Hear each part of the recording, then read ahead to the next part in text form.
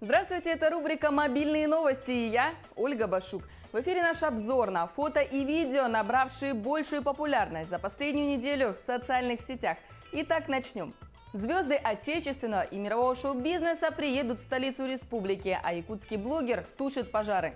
Самый грустный кот Москвы ищет хозяина. Артисту Black Star поклонники испортили авто, а Квентин Тарантино стал объектом мемов после экскурсии по Красной площади. Студия Disney объявила о планах на перезапуск «Один дома». Экстремал перелетел Ла-Манш, а дедушка отжигает под битбокс. Эти и другие новости сегодня в эфире. Начнем мы по традиции со сводки якутских мобильных новостей. Автор YouTube-канала «Клевая рыбалка» тушит лесной пожар.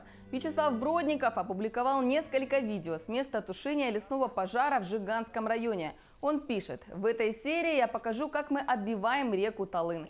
Многим пользователям понравилась инициатива блогера. Под видео, которое посмотрели более 100 тысяч человек, уже почти 500 комментариев, и большинство из них положительные. Блогера благодарят и желают терпения и сил.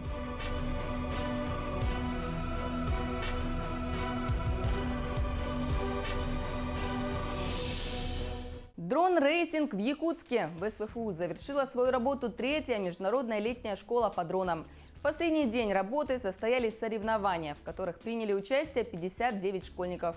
Они управляли небольшими учебными дронами через пульты без использования камер.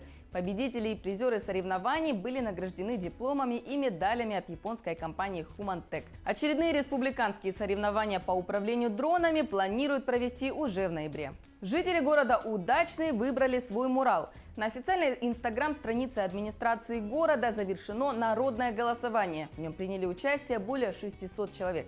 Они выбирали мурал, который будет расписан в центре города на торце жилого дома в рамках фестиваля современной культуры «Лето Якутия».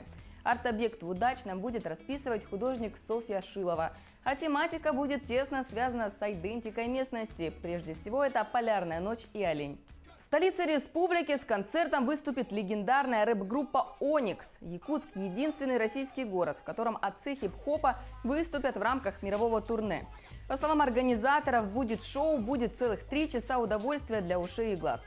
Отмечу, что на разогреве выступят популярные якутские рэп-исполнители, а специальным гостем концерта станет известный российский рэп-исполнитель и битмейкер Рэм Дига.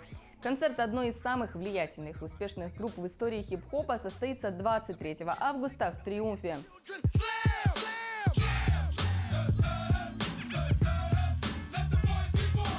Но это не единственная приятная новость для меломанов. Концерт Иванушек Интернешнл и певицы Максим пройдет в День города в столице республики. 8 сентября в 7 часов вечера горожан ждет масштабный, а самое главное, бесплатный концерт. Напомню, певица Максим стала известной после выхода альбома «Трудный возраст» в 2006 году. Уже на следующий год она стала самой коммерчески успешной певицей в России. Группа «Иванушки Интернешнл» была основана раньше, в 1995 году. Трудно найти человека, который не слышал песню «Снегири» и не продолжит уже народную фразу «Тополиный пух, жара, июль». От всей души приглашаем вас, конечно же, в городе Якутск на наш супер-концерт, который состоится 8 сентября на площади Ленина. Мы вас ждем, Якутск! До встречи! Тополиный пух. Кроме этого, в Якутск приедет Ольга Бузова с новой программой «Принимай меня». Одноименный альбом певица выпустила в прошлом году. Он стал самым прослушиваемым альбомом ВКонтакте. В ноябре прошлого года Ольга уже выступала с этой программой в Москве в концертном зале «Крокус Сити Холл». Тогда она собрала полный зал. Сколько фанатов у певицы в Якутске, покажет время. А пока записывайте, концерт состоится 15 октября в 7 часов вечера в Триумфе. Билеты уже поступили в продажу, их стоимость от 1000 рублей до 3. Твои слова водятся, так не годится. Ты разводил умело, но я не хотела разводить. Перейдем к российским мобильным новостям. Квентин Тарантино прилетел в Москву, чтобы представить свой новый фильм «Однажды в Голливуде». Министр культуры России устроил режиссеру экскурсию по Красной площади и Кремлю. Теперь СМИ любое действие режиссера превращают в новости, а пользователи соцсетей – в шутки. Теперь мемы с впечатленным Тарантино мгновенно распространяются по всем социальным сетям. Больше недели в сети обсуждают развод певицы Глюкозы с супругом. Поводом для слухов стало то, что исполнительница переименовала свой инстаграм, став из Чистяковой и Ионовой Глюкоза и Мьюзик, а также перестала носить обручальное кольцо. Глюкоза прервала молчание необычным образом, записав на видео шуточный разговор с мужем. А ты знаешь, что мы с тобой, оказывается, разводимся? Когда? Ну, видимо, совсем скоро. Ага, что делать будем? Имущество будем делить. Ну, правда, я не знаю как, хотя с детьми нам попроще, у нас с тобой их двое, один тебе, другой мне. А вот что с животными делать, я не знаю, муфтик-то один, хотя я тебе могу отдать попугая. Не, он кричит много. Как проходит типичное утро рэпера Тимати? Встать с кровати, нацепить халат, налить чашечку кофе и запрыгнуть на доску для серфинга. Именно такое довольно впечатляющее видео глава музыкального лейбла Black Star выложил в свой инстаграм, подписав фразой «По дороге на массаж». Мише Марвину поклонники испортили авто. На капоте дорогой иномарки фанаты оставили анонимное признание в чувствах. Пост с посланием певица опубликовала у себя на страничке в Инстаграм. Мнения подписчиков разделились. Одни посчитали, что подобное проявление своих чувств – это прекрасно. Однако большинство пользователей все же сошлись на том, что поклоннице необходимо обратиться к психологу. Эх, ну и цены. А у меня только 10 тысяч в кармане. Сейчас что-то придумаю. А вот жителю Нижнего Новгорода такие проблемы не страшны. Вместо настоящего авто у него Геленваген из картона. Видео покатушек на гелике автор идеи разместил на своей странице в Инстаграм. Он нацепил конструкцию на свой велосипед и покатил по городу. Теперь вот управление ГИБДД по Нижегородской области заинтересовалось видео, но не для того, чтобы выразить восхищение точной работе мастера, а чтобы провести проверку по факту возможных нарушений правил дорожного движения. А в Тюмени не полиция гоняется за вами, а вы за полицией. Тюменец бросился в пешую погоню за инспектором ГИБДД, нарушавшим правила дорожного движения. Свою пробежку он записал на мобильный телефон. Герой видео дважды догонял сотрудника госавтоинспекции. Оба раза тот игнорировал просьбы остановиться и просто уезжал. В пресс-службе областной госавтоинспекции заявили, что попавший на видео инспектор дорабатывал последние дни перед отпуском. В его отношении будет проведена служебная проверка. Самый грустный кот Москвы ищет хозяина. Он стал героем видео, но дома у него так и нет.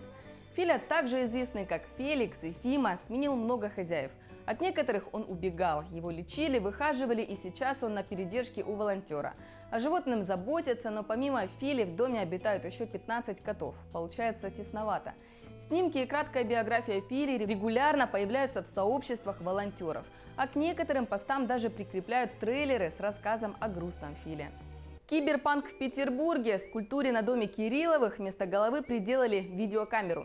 2 года назад голова статуи была украдена. За несколько лет скульптуру так и не восстановили, чем и воспользовался уличный художник. В своем инстаграме он написал: камеры видеонаблюдения, рамки металлоискателей, выборочная проверка. Имеет ли вся эта безопасность хоть какой-то смысл? Очевидно, что нет. Еще одна новость из северной столицы. Там прошел международный мотофестиваль Санкт-Петербург Harley Days. Это единственное в России международное мотоциклетное событие, входящее в мировую систему фестивалей Harley-Davidson.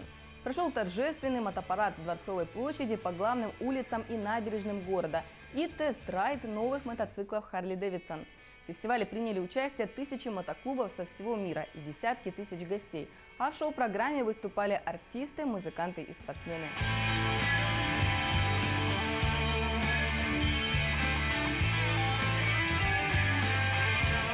Песню в жанре славянский металл записали канадский музыкальный блогер Ник Nocturnal и вокалист петербургской рок-группы Wild Ways Анатолий Борисов. Они экранизировали популярные на Западе мемы о стереотипной жизни в России, где герои чаще всего носят спортивные костюмы и иногда творят что-то необъяснимое.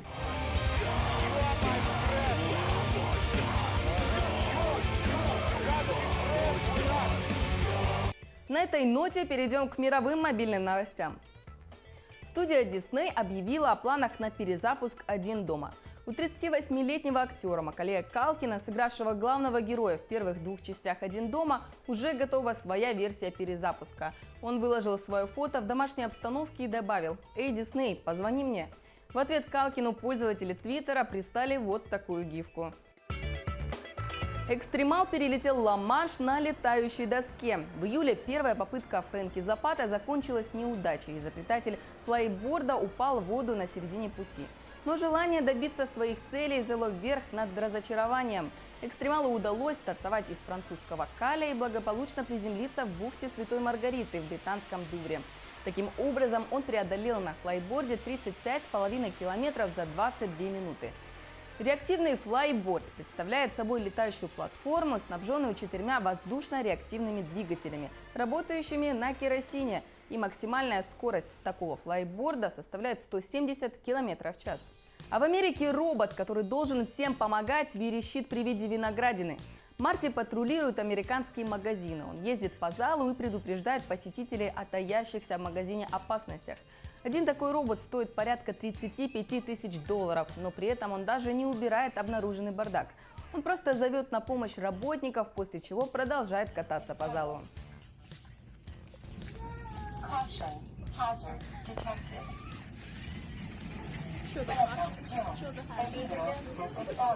Норвежский художник рисует картины с популярными в интернете котиками.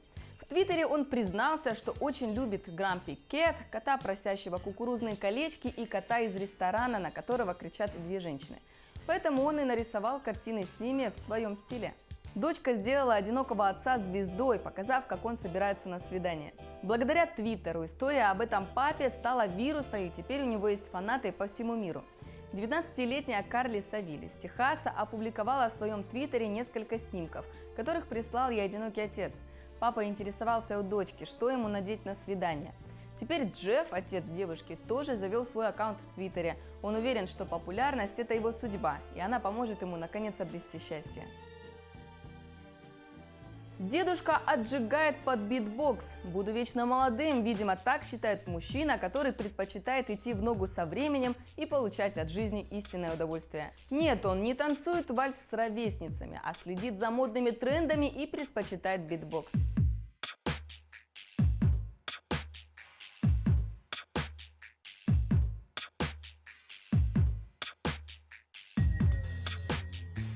А это были мобильные новости. Новости, которые вы делаете сами. Если вы стали очевидцем интересного события, являетесь автором популярного ролика, присылайте свои материалы в WhatsApp на телефон, который вы видите на экране. Помните, именно ваше видео может стать популярным. Ну а я прощаюсь с вами. До следующей недели.